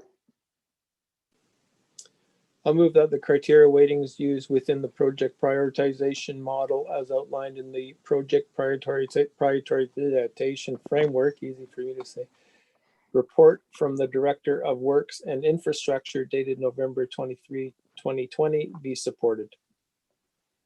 Thank you. Seconder, Councillor Barkwell. Comment? Yes. It's a great discussion tool, I guess. And so when we get down to discussing the top 1, 2, or 3 projects, I'd like to have our own discussion through this lens on trying to set our priorities, because so maybe I'll try and print this and set it aside or something, or hopefully when staff bring forward the recommendations, they can speak a little bit to what they were thinking about and what weights they gave to the various aspects of this, so that we understand what they were thinking, and but it certainly is helpful. Thank you, Councillor Barkwell. Any other comments or discussion? I'll call the question. All in favor? Any opposed? That carries unanimously. Thank you. Thank you, Chris. Thank you. And then don't run away, because your next thing is the road condition assessment. You bet. Thank you, Madam Mayor. I'm just going to share my screen again for this PowerPoint slide presentation. Can you guys see that okay? All right. So this report and presentation is to give council an update on the road condition assessment that was completed at the end of 2019 into the early stages of 2020. This assessment was done looking at the ASTM standard road distresses that can occur on a roadway. So there's 20 standardized distresses noted here. And from that, the goal is to get a consistent standard scoring of every road and every section of pavement that we have within the district. So obviously, trying to do this manually would be very time consuming and very difficult to be consistent and to do it in an efficient manner. So we engaged a company called StreetScan, and what they did is they drove this road assessment vehicle over 151 kilometers of paved roadway that we have within the district, capturing 3D images, looking and capturing pavement data, and measuring those 20 distresses as it traveled along our roadways. It was able to complete the full assessment, I believe, within 2 days over a weekend in September of 2019. And then from there, we got that image that you've seen on the cover slide, which I'll get to later in my presentation. But from that, they gathered all this data looking at the images, looking at the different distresses that were noted on each section.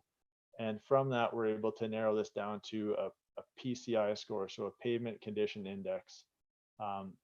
They went through a bit of quality control and review to ensure that there were doing some spot checks on that to ensure that the data that was being produced for this PCI estimate was actually accurate, and that just to rule out and to reduce that level of error in producing this.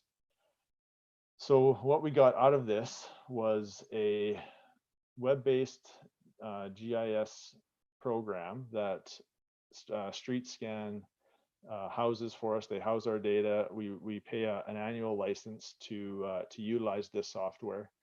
And what's shown here is just a snapshot of the dashboard snippet that shows when you open it up. It shows you what the average PCI of all of our network is, what the total length of paved road that it assessed is, and what the maintenance backlog is for our network. We haven't, so with this, there's obviously a bunch of inputs in the background on how things like the maintenance backlog are determined. That's sort of where we're going now in the next stages. So what it does is you're able to set different maintenance or rehab scenarios based on whatever the PCI score is, and you're able to assign unit rate costs to those, which help generate some of this information. So on the figure here, everything that's in green has a PCI score of 80 or above. Then you get into yellow and orange, which is between 40 and 80, and then the red is between 0 and 40. So those areas in red are ones where the condition has completely deteriorated and likely will need full reconstruction in order to repave. The ones that are most important for a plan is looking at the ones that are in orange and yellow. So those are the ones that you likely would look at a mill and overlay scenario, and that would help save the life of the roadway. It would help preserve the base structure, assuming that there's a decent base there, and it would help push that back up into the green category, so above an 80 PCI. And what happens is, if you've seen deterioration curves, once it gets to a point, it slowly deteriorates over time, and then once you hit a certain point, then it drops off quite quickly, and you all of a sudden go from a roadway that you could have maybe overlaid and maintained and brought back up, has now dropped into the below 40 very quickly, because once the pavement starts to deteriorate, you get some water and moisture into the subbase and into the asphalt, and then freeze thaw happens in the spring and in the fall, and all of a sudden that asphalt falls apart. And you'll notice on some roadways that happens quite quickly. It might have seemed to be okay, and then over one freeze thaw season, all of a sudden that road just completely falls apart. And that's what happens, is it just drops off quickly at that point. So if we can catch it before it hits that point, that's a critical point that we want to try to achieve. Another thing that we got out of this survey was surface view, just snapshot images. So everything on the left-hand side of your screen, every single red dot that's shown there is an image that was taken as this vehicle was traveling along our roadway. So tons of data. We're able to go into any one of those, click on it as I've shown here, and then zoom into it to see what that roadway looked like on that day. So most people have started to use Google Street View quite a bit just for referencing things if they can't get out into the field. So this is just an added level of detail that we can use in the office, or if we're trying to document or review back on, what did that road look like last year.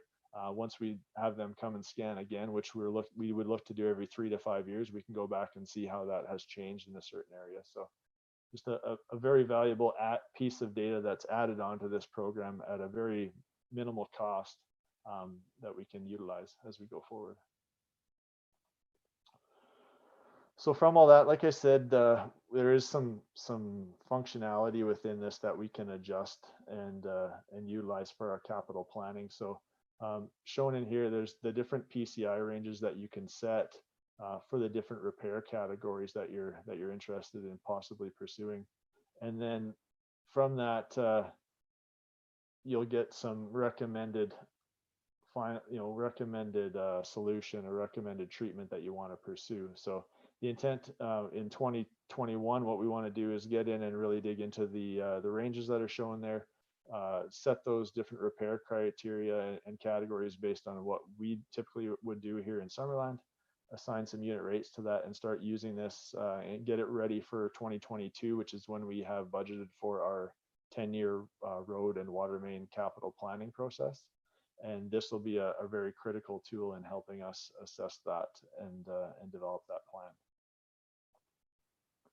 So this is just another schematic showing that with the based on the asphalt, looking at the different ranges, what are the various criteria you can use, and what are the unit rates for those different repair criteria. So this is just a snapshot from the program itself, which is very easy to get in and to edit these different ranges and these different criteria so that we can adjust the capital plan to suit us. So this is a snapshot of showing that map, not based on the PCI score, but based on the preventative maintenance or the different maintenance scenarios or categories that we want to do. These are just the defaults that are in there. There's defer maintenance, there's reconstruct, rehab, or preventative maintenance, which would be a resurfacing or potentially a crack sealing type of a program. And from that, we can just get some simple reports and data as well once we go through this and update it for our different repair categories.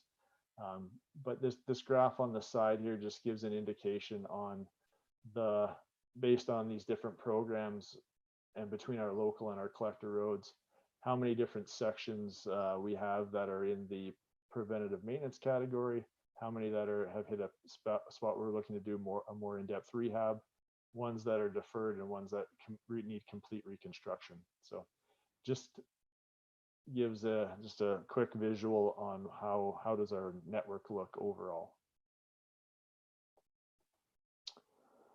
And then from there, there's a bunch of functionality within the program, again, that we're going to dig into in 2021, but there's different budget estimators and different tools to look at taking a first cut at what does a different capital plan look like. So the example here, I took about 20 minutes and just went through and set the program duration, and I just set a target index to see, what would we have to invest in our infrastructure to keep it around that 72 PCI. So that's something you could change in the program very easily, is just to adjust this number here to be, if you wanted to maybe hit a 80 is maybe a target that you want to achieve. You want to get all of our roads up to that, and you can do a quick assessment to see how much would that cost, or what would the recommended 5-year capital plan look like. So in this case, just to maintain what we have, these are the recommended costs, and probably more importantly at this point, because these costs we still need to vet through the unit rates and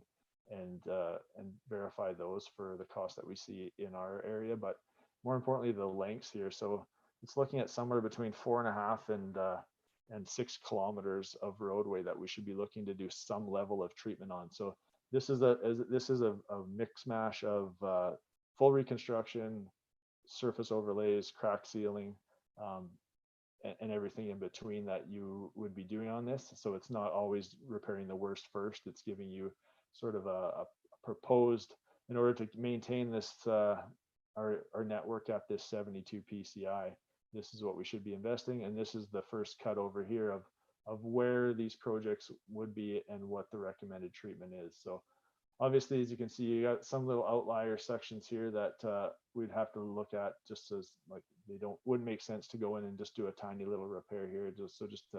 We'd have to check the data in some of those areas, but it helps give us a quick visual, which we can then output this into our actual our GIS as well, and look at our assets as far as, say, water or sewer or storm, and start using this in our capital planning to see where can we align projects, and wherever we're looking to do water main replacements, are we recommending that we do some surface treatments as well, and start combining those and making those projects more efficient. So a very, very quick and simple analysis tool that we're pretty excited to get into in 2021 and start using more and more. So that is the end of my presentation, and if there are any questions from council, please fire away.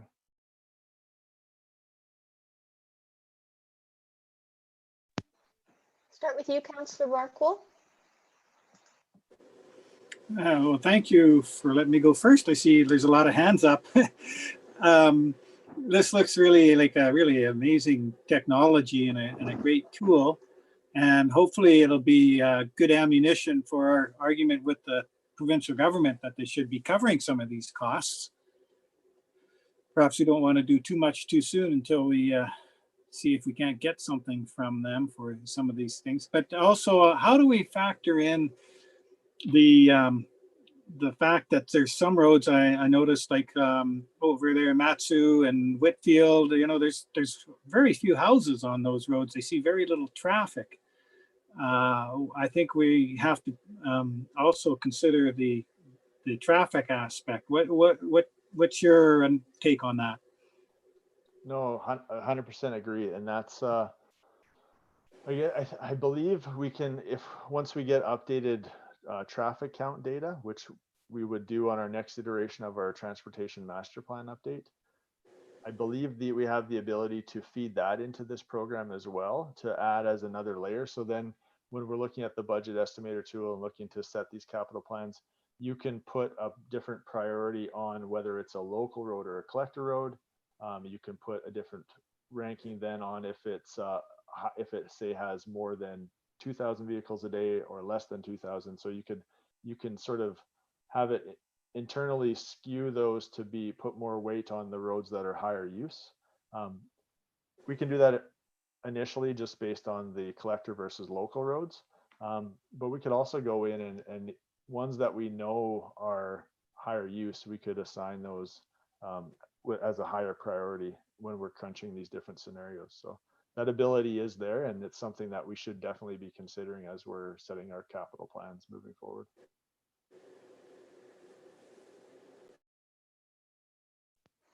Councillor Carlson.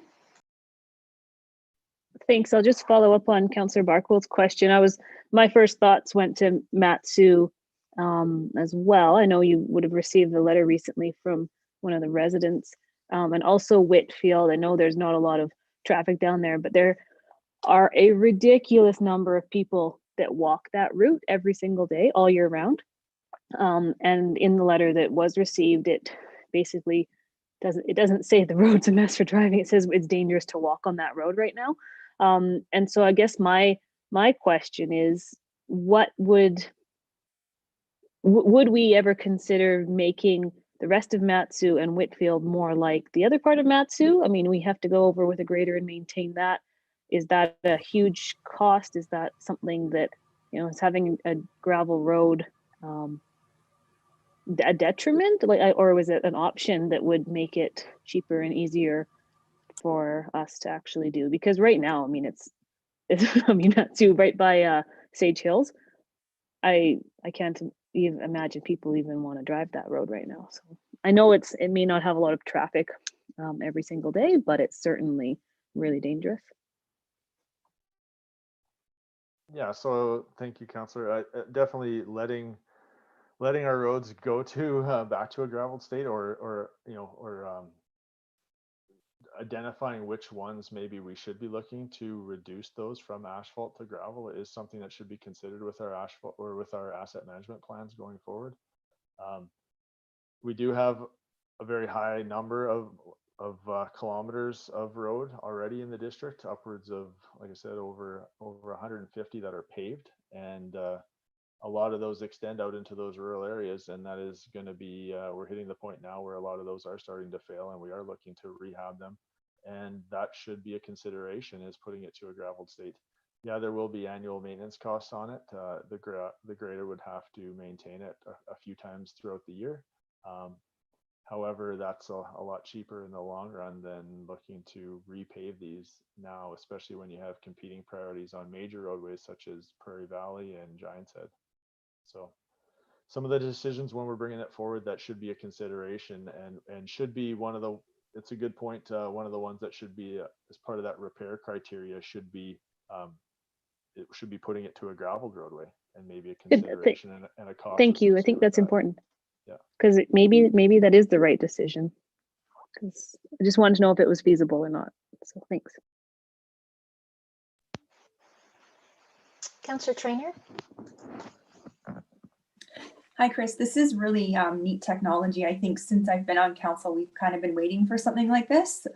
I'm just wondering, is there, like, I know that this is public in the meeting, like the report that you presented, but is there anywhere on our website that we could also host this information? Because we get tons of complaints about the conditions of the roads all the time. And if people could go to the website and have a bigger picture for themselves and be able to see where we're at and, you know, the priorities and the scoring and stuff like that, I think it would be really helpful.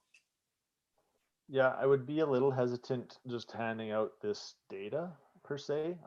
We can administer internally different staff members just through web address or website, email addresses can provide access at different ranges. They can be a viewer, an editor, or an administrator.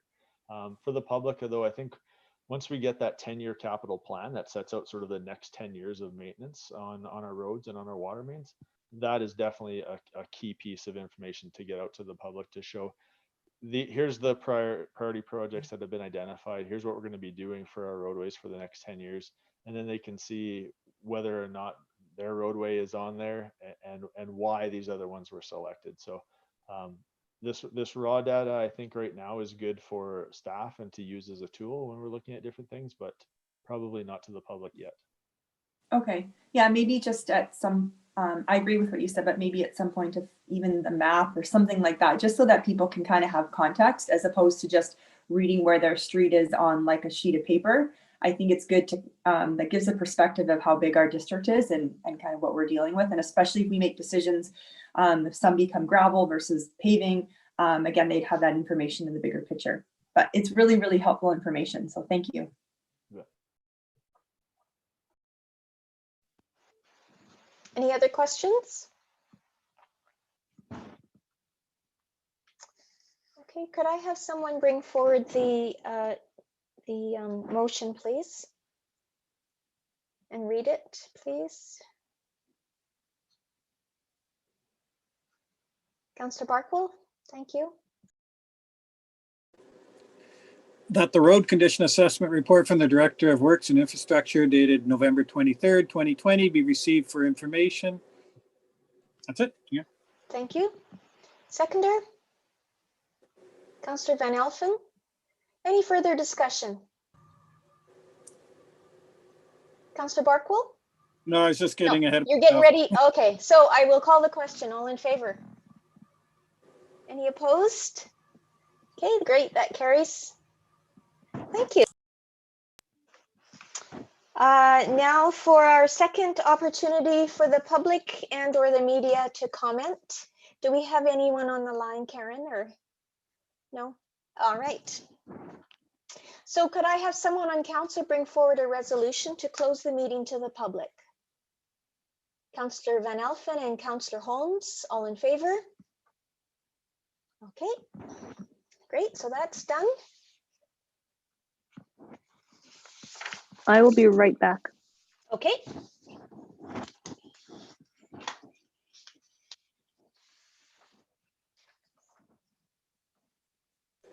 Me too.